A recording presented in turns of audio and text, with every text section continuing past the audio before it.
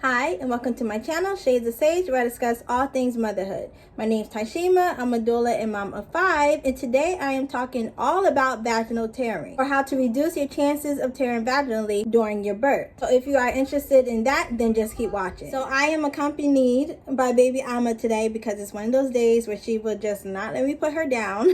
So we'll see if we can get through this. So the first thing to know about vaginal tearing, like if it's going to happen, it's going to happen. So I have had 3 VBAC births, and for all of mine, I tore 2nd degree.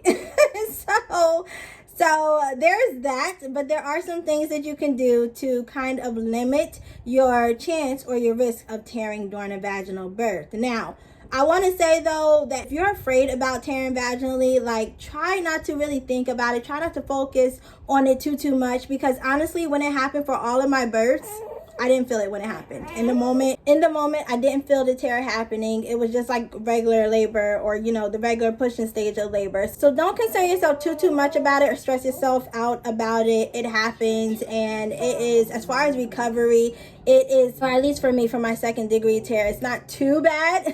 It wasn't as bad as like my C-section recoveries. And if you want to know how to heal from a vaginal tear, just check out the video that I have done previously on healing a vaginal tear on this channel. But yeah, let's get right into it. So one thing that you want to do is waiting for the urge to push. So, during the course of labor, of course, you want to get to that 10 centimeters. That is when you get the green light for pushing your baby out, right? Or at least that's what people think.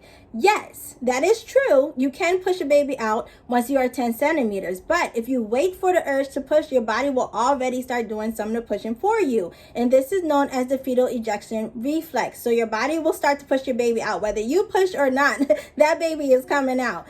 So if you wait till you have that urge to push once you reach 10 centimeters. So say you reach 10 centimeters, but you don't feel that urge. Or you may have an epidural and you may not be feeling that urge to push at all. So just laboring down and waiting for your baby to get closer to the outlet of your pelvis will help you hopefully prevent tearing, because you're not pushing as long or as forcefully. You're allowing your body and your baby to work with you, so that your baby, is guided out safely and with at least amount of force on your end. Now, if you start pushing and say your baby's only like +1, or at 0 station, you're going to end up pushing for a longer period of time than if your baby is like, say, a +3. And if you don't know what I'm talking about, I would try to include a picture of what I'm talking about as the stages of stations that your baby's head is at. When your doctor or whoever checks you internally, they can tell where your baby is. So if you wait a little bit until your body is starting to naturally push on your own,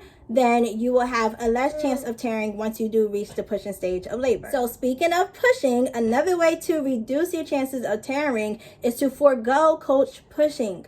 So again, as we're waiting for our bodies to feel like it needs to push on its own, your body will push for you. So you don't need somebody coaching you and standing there saying, hold your breath for a count of 10 and give me 3 good big pushes. That is what is traditionally done in a hospital. And your nurse may coach you, your doctor, or, your midwife or your OBGYN, whoever is down at the foot of the bed to catch your baby. They may instruct you to push that way. Now, again, that is really not conducive to how the body naturally wants to push. For me, I was coached for my first VBAC birth, but for my other 2, I was not.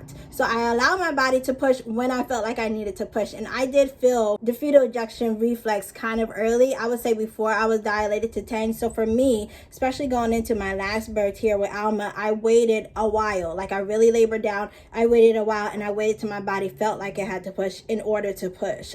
So yes, just making sure that you push when you can feel it to push, when you feel the urge to push, and then not like doing that really forceful, 10 count, because I feel like that is really a lot of pressure on your perineum. And I just believe that the coach pushing leads to, vaginal tearing. And there is some research out there to support that. So if you do have an epidural though, still maybe during that pushing stage of labor, ask them to turn your epidural down, or maybe even cut it off completely, so that you do have a little bit more sensation and you can feel that pressure. It really does depend on what kind of epidural you have, how strong your epidural is.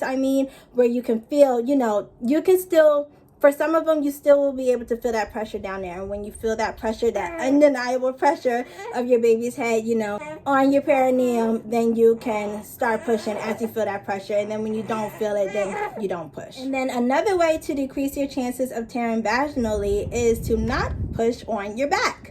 Pushing and laboring on your back is one of the worst ways to do it because it doesn't allow your baby to really come down and nestle into that pelvis the way you need it to. Yes, it can be done. Yes, it can be done. Yes, women have been pushing on their backs for years now, but it's really not the best way to do it because it works against gravity. So getting in an upright position while you push your baby out will be helpful if you're trying to avoid a vaginal tear. So anything, literally anything else than being on your back. So side lying is really good if you want to push that way. That one actually puts the least amount of pressure on your perineum when you're pushing your baby out. So that one is highly recommended. The next one is hands and knees. So again, if you're in a hospital, if you're at home, if you're at a birthing center, all your support people or anyone that you have in the room can help you to get into these different positions. And, you know, try them out. See if it feels good to push in that position or if another position feels good to you. But another one that's good is upright, like standing upright. You can push in that position also as well,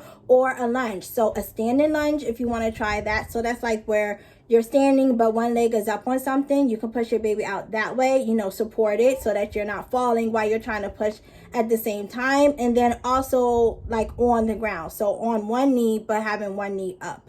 And I will try to include pictures for all of these so you can see what I'm talking about. But those positions really, really, really help because anything upright is going to help your body, help your baby to really come down. So hopefully you won't have to use, again, as much force as you pushing on your back, and then your baby has to kind of have to go down and up through your pubic bone in order to come out. So I hope that that makes sense. So those are just some ways that you can help to reduce your risk of vaginal tearing. There are some other ones, so let me know if you want to see a part 2 to this video where I can talk about some more things that may be or have been known, that have been said to reduce your risk of vaginal tearing. But that's all that I have for today. I hope that you found it helpful. And again, please, if you're a first-time mom or if you've never given birth vaginally before, try not to stress too much about it. Yeah, thank you so much for watching. Remember to let your story be your power, and I'll see you in my next video. Bye.